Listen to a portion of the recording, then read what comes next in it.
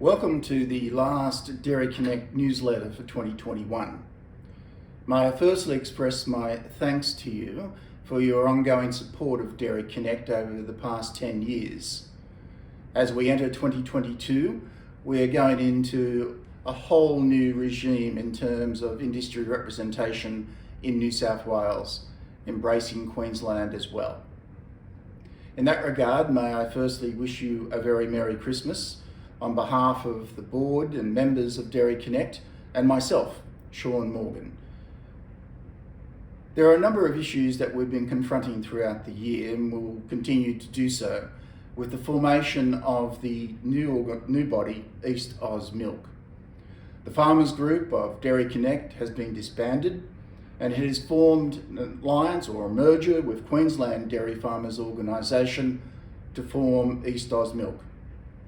Matt Trace has been elected as the inaugural president, chairman, with Graham Forbes from Gloucester, our former president of the Dairy Connect Farmers Group, being elected vice president, vice chairman. I'm sure we wish the new organisation every success as it moves forward and represents the best ideals of the industry. In that regard, in New South Wales, we've recently had the appointment of a new Minister for Agriculture, the state member for Dubbo, Dougal Saunders. May I wish him every success in the role as he starts to come across with the portfolio, and we look forward to being able to brief him on issues of significance within the dairy industry, of which there are many. Recently, the government responded to the Senate Standing Committee in relation to the dairy industry and its report. It is unfortunately a disappointing response. It was 14 recommendations, of which the government is supporting 3, it is not supporting 4, and it is noting 7 of them.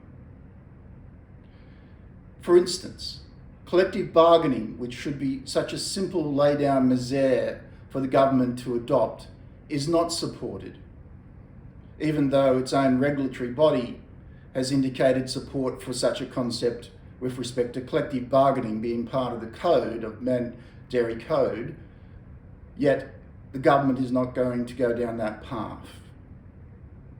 The same may be said also with the way that the government has responded to retailers and the Food and Grocery Code and the mandatory nature that is being suggested it should be.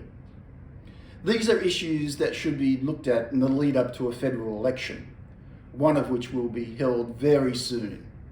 These are issues that the government should address. They should be able to have the political will to be able to illustrate the importance of the dairy industry both now and into the future.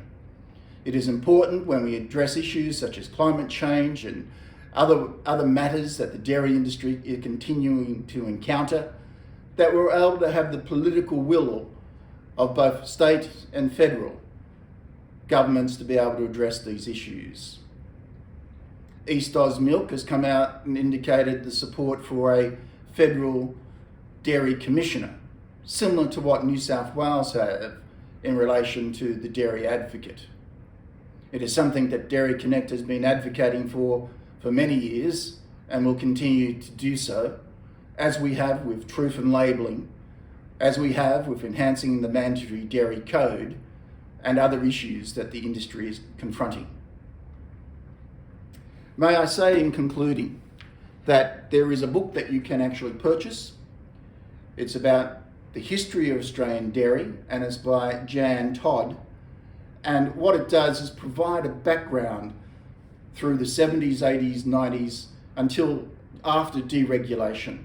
And if you'd like to purchase a copy, you can do so through the Dairy Connect website. As I end this discussion with you, I'll end as I started and thank you again for your support of Dairy Connect. We wish you a Merry Christmas, a wonderful and joyful New Year, and we look forward to speaking with you again in 2022. Thank you.